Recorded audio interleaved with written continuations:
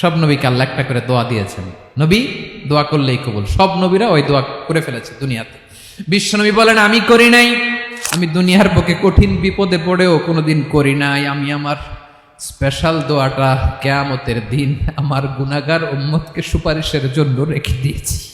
আজকে আমি তোমার দরবারে দাঁড়িয়ে কিয়ামতের দিন ওই দোয়াটা করছি, আল্লাহ আমার যে উম্মতের হৃদয়ে যাররা পরিমাণ ঈমান আছে, আমার একটা উম্মতকেও তুই জাহান্নামে ঢুকাতে পারবা না। বিশ্বনবী একবার ছাগলের রান খাচ্ছিলেন, খেতে খেতে বিশ্বনবী বলেন আনা সাইয়্যিদুন নাসি ইয়াউমাল কিয়ামা, আমি কিয়ামতের দিন সর্বশ্রেষ্ঠ হব, মানুষের মধ্যে সর্বশ্রেষ্ঠ সেরা আমি বিশ্বনবী। আলহামদুলিল্লাহ পড়েন।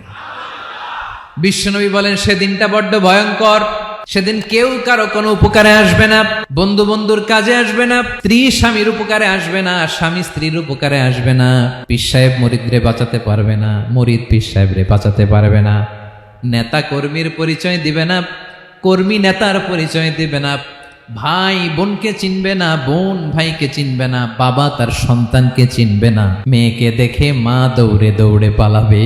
বড্ড ভয়ঙ্কর দিন। বিশ্বনবী বলবেন জমিনটা এখনকার মতো থাকবে না, পুরো জমিনটা সমান হয়ে যাবে ফ্ল্যাট। এখন তো গোল, তখন ফ্ল্যাট।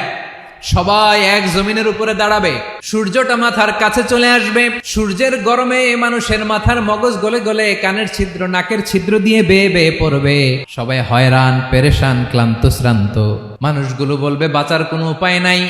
50,000 বছর মানুষ এরকম দৌড়াবে, চিৎকার করবে, কাঁদবে, বাঁচার কোনো উপায় নাই। সবাই বলবে আহ, আল্লাহ যদি বিচারটা শুরু করতো, যা হবার হবে, আগে বিচার শুরু করুক। বিচারই শুরু হয় না, বিচার শুরু হইতেই 50,000 বছর। আল্লাহ, 50,000 বছর, 5,000, 15,000 না, 50,000 বছর এরকম যাবে। মানুষগুলো কাঁদতে কাঁদতে বলবে চলো আমরা আদম আলাইহিস সালামের কাছে যাই, যেন আল্লাহরে যে সুপারিশ করে, আল্লাহ আপনি বিচার শুরু করেন। কিয়ামতের ময়দানে সবাই মিলে সাইয়েদনা আদম আলাইহিস সালামের কাছে যেয়ে বলবে ইয়া আবাল বাশার ইয়া আউয়ালাল আম্বিয়া, ও আদম নবী আপনি দুনিয়ার বুকে প্রথম নবী, আল্লাহ নিজ হাতে আপনারে 60 হাত লম্বা করে বানিয়েছেন, আপনার সম্মানে ফেরেশতাদেরকে সেজদা দিতে বলেছেন, দুনিয়ার প্রথম নবী প্রথম মানুষ আপনি, আপনি আল্লাহরে যে সুপারিশ করেন যেন আল্লাহ বিচার শুরু করে।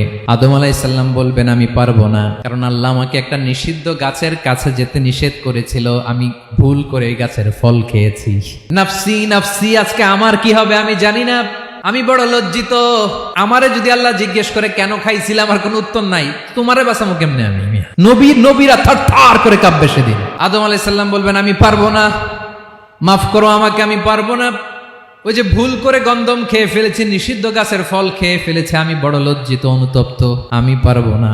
আজকে আল্লাহ এত রাগান্বিত হয়েছে, আগে কখনো আল্লাহ এত রাগান্বিত হয় নাই, ভবিষ্যতেও আল্লাহ কখনো এত রাগান্বিত হবে না। আমি পারবো না, এক কাজ করো, তোমরা নূহ আলাইহিস সালামের কাছে যাও। কোন নবী? লোকেরা এবার পাগলের মতো দৌড়াতে দৌড়াতে আল্লাহর নবী নূহ আলাইহিস সালামের কাছে যেয়ে বলবে ইয়া নবী আল্লাহ নূহ আনতা আউয়ালুর রুসুলি ফিল আরদ, আপনি জমিনে প্রথম রাসূল।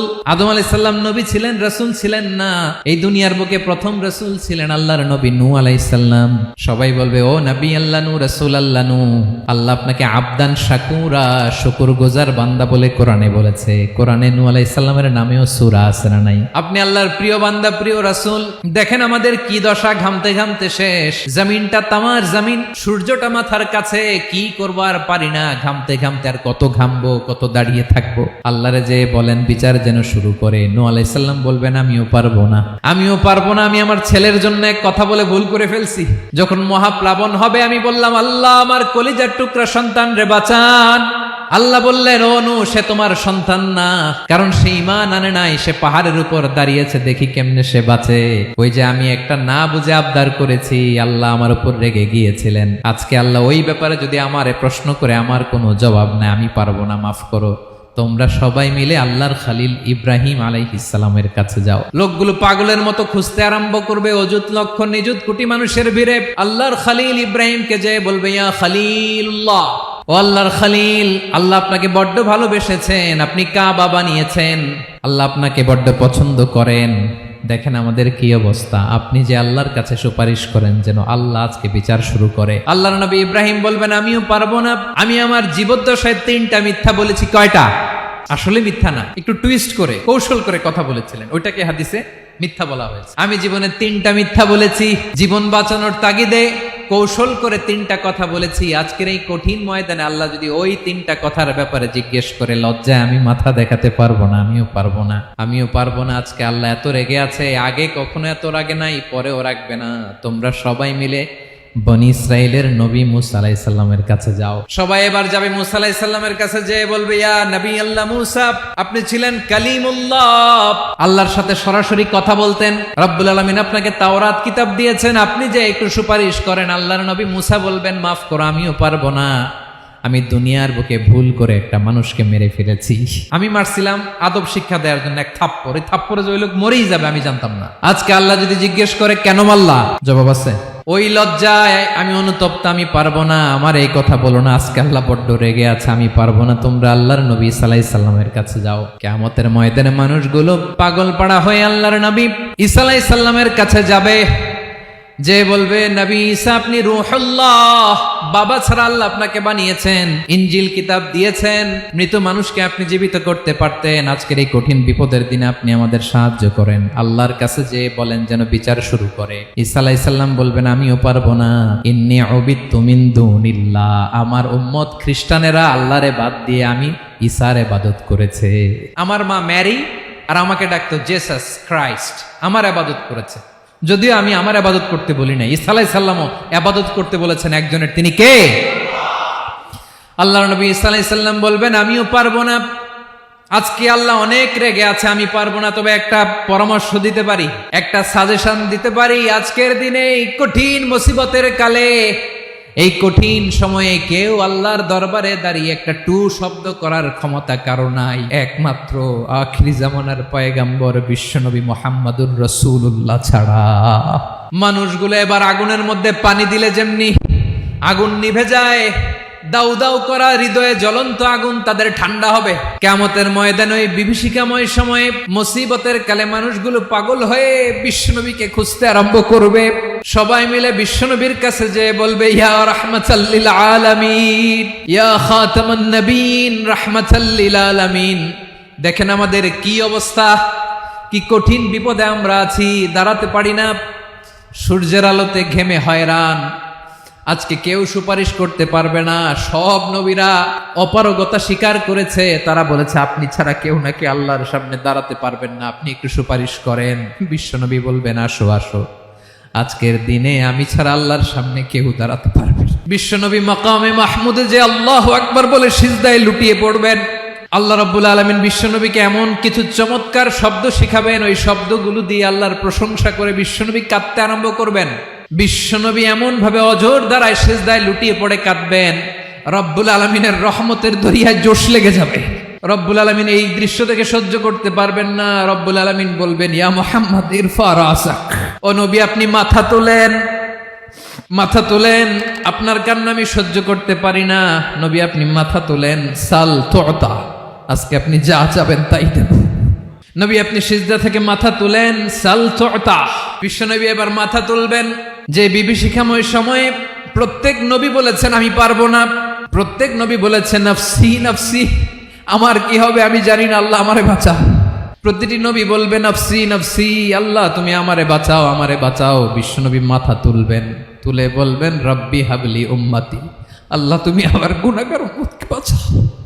এই দুনিয়ার বুকে রব্বুল আলামিন সব নবীকে একটা করে দাওয়া মুস্তাজাবা দিয়েছেন, মানে যে দোয়া করলে কবুল হয়ে যায় সাথে সাথেই। দাও বিহা, দুনিয়ার সব নবীরা ওই দোয়াটা দুনিয়ায় করে ফেলেছে। সব নবীকে আল্লাহ একটা করে দোয়া দিয়েছেন, নবী দোয়া করলেই কবুল। সব নবীরা ওই দোয়া করে ফেলেছে দুনিয়াতে।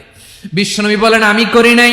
ওয়া ইন্নী আখতাবিউ দাওয়াতি শাফাআতান লি উম্মতি ইয়াউমাল কিয়ামাহ, আমার ওই স্পেশাল দোয়াটা আমি দুনিয়ার বুকে কঠিন বিপদে পড়েও কোনোদিন করি নাই। আমি আমার স্পেশাল দোয়াটা কিয়ামতের দিন আমার গুনাহগার উম্মতকে সুপারিশের জন্য রেখে দিয়েছি।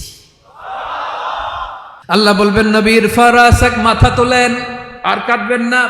বিশ্বনবী মাথা তুলবেন। আল্লাহ বলবেন সাল তুতা, আপনি যা চাবেন তাই দেব। ওয়াশফা তুশাফা, সুপারিশ করেন, সুপারিশ কবুল করব।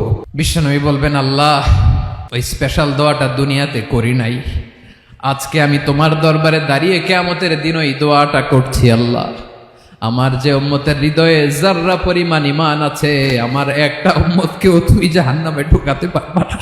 বিশ্বনবী পাগলের মতো একবার হাউজে কাউসারে যাবেন, একবার সিরাতে যাবেন, একবার পুলসিরাতের দিকে, একবার হাউজে কাউসারের দিকে, পাগলের মতো দৌড়াতে থাকবেন, তার কোনো গুনাহগার উম্মত যাতে জাহান্নামে ঢুকে না যায়।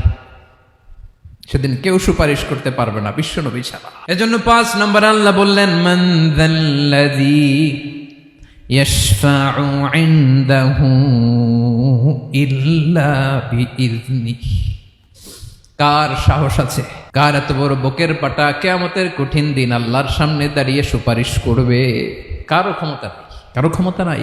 বিশ্বনবী সেদিন সিজদায় পড়ে উম্মতের জন্য কাঁদবেন, সবাই কাঁদবে, নফসি নফসি, আল্লাহ আমারে বাঁচাও, আল্লাহ আমারে বাঁচাও। বিশ্বনবী বলবেন, উম্মতি উম্মতি।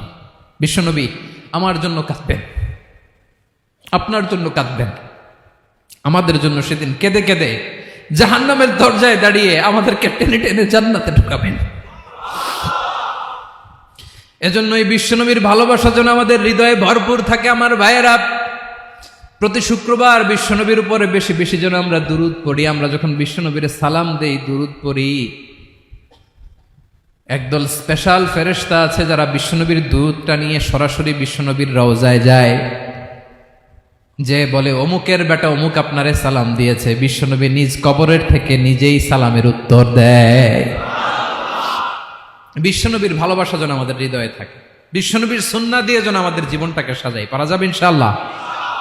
বিশ্বনবীর ভালোবাসা ছাড়া কেউ জান্নাতে ঢুকতে পারবে?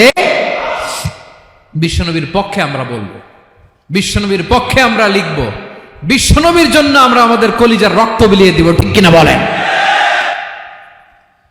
সেদিন বিশ্বনবী ছাড়া কেউ সুপারিশ করতে পারবে না।